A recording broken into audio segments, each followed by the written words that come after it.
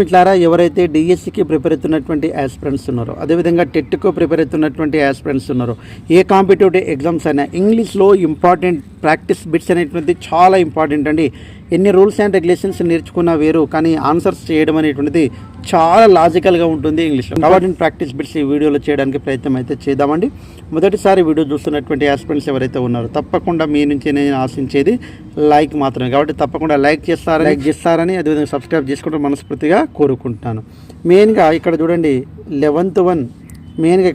11th bit అంటే choose the expressions with the correct order of adjective.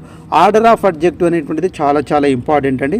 చూడండి, beautiful ఏ red umbrella. ఎప్పుడైనా సరే article అనేటువంటిది మొదటగా వస్తుంది, డిటర్మినర్స్ అనేటువంటిది మొదటగా వస్తుంది అని చెప్పానండి ఆర్టికల్స్లో. కాబట్టి డిటర్మినర్స్ అంటే ఆర్టికల్ ఏ వచ్చింది.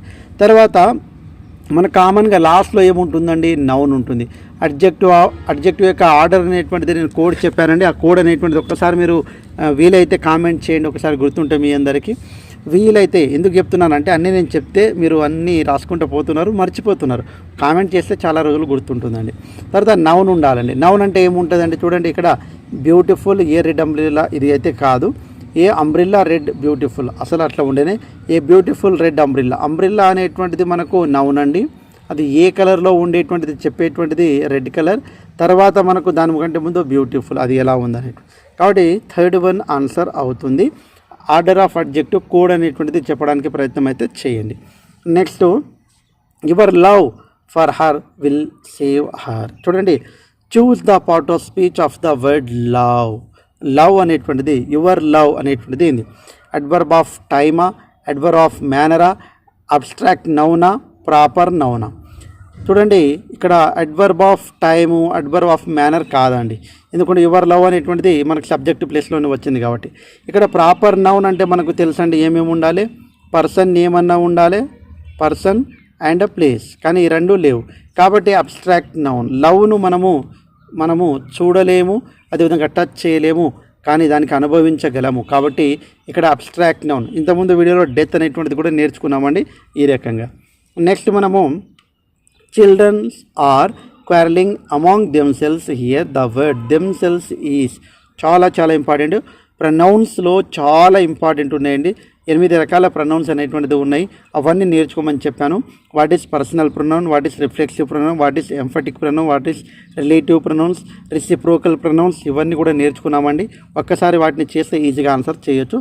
దెమ్సెల్స్ అనేటువంటిది ఏ రకమైనటువంటి ప్రొనౌన్ అనేటువంటిది అడుగుతూ ఉన్నాడు. ఒక్కసారి తెలిసిన వాళ్ళు కామెంట్ చేయండి.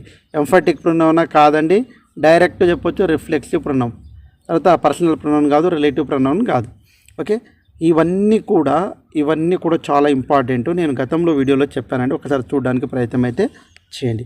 నెక్స్ట్ క్వశ్చన్ చూసినట్లయితే, it is no use reading the novel annual form here. The word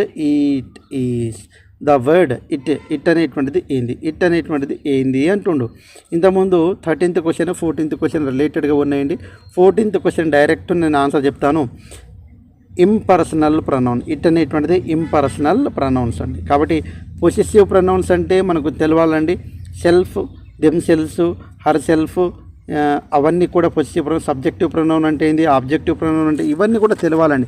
తెలిసే ఈజీగా ఆన్సర్స్ అయితే చేయొచ్చండి. చాలా సింపుల్ బిట్స్. ఇవన్నీ కూడా మీరు ఒక్కసారి ప్రొనౌన్కి సంబంధించినటువంటి టాపిక్ వింటారు మనస్ఫూర్తిగా కోరుకుంటున్నాను. Next 15th one, the noun form of the adjective lovely అనేటువంటిది అడ్జెక్టివ్. ఇక్కడ చూడండి, అడ్జెక్టివ్ ఆఫ్ లవ్లీ. ఇక్కడ నౌన్ ఫామ్ ఏంది, లవ్లీకి నౌన్ ఫామ్ ఏందండి, లవ్. సింపుల్. లవ్లీనెస్ కాదండి, లవ్వింగ్ కాదు. ఇక్కడ లవ్లీకి లవ్లీ ఇచ్చింది కాబట్టి ఇది కాదు. లవ్వింగ్లీ కాదు, లవ్వింగ్లీ ఉండదు. ఓకే, కాబట్టి ఈ రెండిట్లోనే ఉండాలి. లవ్ అనేటువంటిది నౌన్ ఫామ్ అండి. ఇక్కడ నౌన్ ఫామ్ అడిగిండు, నౌన్. తర్వాత 16th one, the verb form of the noun రెస్పాన్స్కు నౌన్ ఏంది, డైరెక్ట్ బిట్ అంటే రెస్పెక్టెడ్ అనేటువంటిది మనకు వర్బ్ అండి.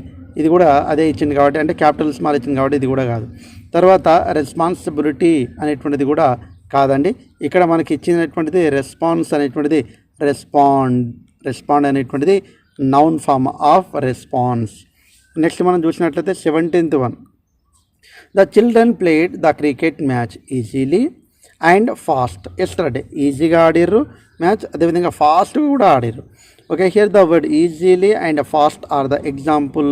చూడండి, అడ్వర్బ్ ఆఫ్ టైమా, ఎలా ఆడారు వాళ్ళు, ఎక్కడ ఆడారని చెప్తలేడు. ఫాస్ట్, ఈజీలీ అండ్ ఫాస్ట్ అనేటువంటిది అడ్వర్బ్ ఆఫ్ ఏమవుతుంది అనేటువంటిది ఇంపార్టెంట్ అండి. కాబట్టి ఇక్కడ ఎలా ఆడారు అడ్వర్బ్ ఆఫ్ టైమా కాదండి. ఓకే, ఇక్కడ టైం అంటే మనకు ఎస్టర్డే అనేటువంటిది అండర్లైన్ చేస్తే టైం అవుతుంది. అడ్వర్బ్ ఆఫ్ మేనర్, ఎలా ఆడిరు వాళ్ళు, ఈజీగా ఆడిర్రు, ఫాస్ట్ కూడా ఆడిరు, కాబట్టి అడ్వర్బ్ ఆఫ్ మేనర్ అనేటువంటిది ఆన్సర్ అవుతుంది. కాబట్టి చాలా సింపుల్ అండి. ఇలాంటి బిట్స్ అనేటువంటిది చాలా చాలా ఇంపార్టెంట్. మరికొన్ని బిట్స్ చేయడానికి ప్రయత్నం అయితే చేద్దాం. ఇక్కడ 18th వన్ చూసినట్లయితే, I bought some butter but the butter was better so I added some butter to make it better. How many finite verbs are there? Finite verbs అంటే టెన్స్ను తెలియజేసేటువంటి వర్బ్స్ అనేటువంటిది ఎన్ని ఉన్నాయి? 1, అదేవిధంగా 2, I added some butter to make it better. Okay, 3. కాబట్టి ఎన్ని ఉన్నాయండి? 3. అంటే టెన్స్ను తెలియజేసేటువంటి ఎన్ని ఉన్నాయండి? 3 ఉన్నాయి. ఎన్ని ఉన్నాయండి? 3. ఇక్కడ బెటర్ అనేటువంటిది మనకు 4 అనుకుంటారు, కానీ కాదండి, 3. కాబట్టి సెకండ్ వన్ ఆన్సర్ అవుతుంది. తర్వాత 19th వన్ ఒకసారి మనం చూసినట్లయితే, identify wrong pair from the following. Wrong pair ఏది? చూడండి, క్లాజ్ ఆఫ్ కన్సిజన్, తో, ఆల్తో, ఈవెన్ దో కరెక్టే అండి. క్లాజ్ ఆఫ్ రీజన్, సో అనేటువంటిది కామన్ అండి. రీజన్ సో కావచ్చు, వై కావచ్చు, దేర్ ఫోర్ కావచ్చు. Clause of condition, if, suppose, supposing, provided, unless, ఇవన్నీ కూడా క్లాజ్ ఆఫ్ కండిషన్ అండి. క్లాజ్ ఆఫ్ పర్పస్ అంటే సో అనేటువంటిది కాదండి. సో అనేటువంటిది క్లాజ్ ఆఫ్ రీజను, దట్ అనేటువంటిది కూడా రీజన్. కాబట్టి క్లాజ్ ఆఫ్ పర్పస్ అంటే 2 తోటి వస్తుందండి. కాబట్టి ఇక్కడ రాంగ్గా ఉన్నటువంటిది ఏంటంటే 4th వన్ అండి, ఈజీగా. తర్వాత 20th వన్ చూసినట్లయితే, weather Nar, neither Nar, either are, not only but also. ఇవన్నీ కూడా నేను చాలా సందర్భాల్లో చెప్పాను, కోరిలేటివ్ కంజక్షన్కు ఎగ్జాంపుల్ అండి. చాలా చాలా important. Subordinative conjunction, coordinative conjunction గుర్తుపెట్టాలంటే ఇవన్నీ కూడా గుర్తుపెట్టుకోండి అని చెప్పాను చాలా సందర్భాల్లో. అదేవిధంగా the manager has got a little baggage from Delhi. Here the word little is an example for. Little అనేటువంటి దేనికి తెలియజేస్తుంది? దేనికి? నౌనా అండి? కాదండి, డిటర్మినర్స్ అంటే క్వాంటిటీని తెలియజేస్తుంది. కాబట్టి ఆన్సర్ ఏమవుతుంది? సెకండ్ వన్ ఆన్సర్ అవుతుంది. కాబట్టి 21 ఆన్సర్ ఏమవుతుందండి? సెకండ్ వన్ ఆన్సర్ అవుతుంది. సో ఈ రకంగా ఈ వీడియో మీకు నచ్చినట్లయితే తప్పకుండా 100% యూస్ఫుల్గా ఉంటాయి. మీ నుంచి నేను ఆశించేది లైక్ మాత్రమే. కాబట్టి నా యొక్క టీచింగ్ ఎలా ఉందనేటువంటిది కామెంట్ చేస్తారని, అదేవిధంగా సబ్స్క్రైబ్ చేసుకుంటారు మనస్ఫూర్తిగా కోరుకుంటూ ముగిస్తున్నాను. జై Hind. Thanks for watching. All the best. Bye. See you.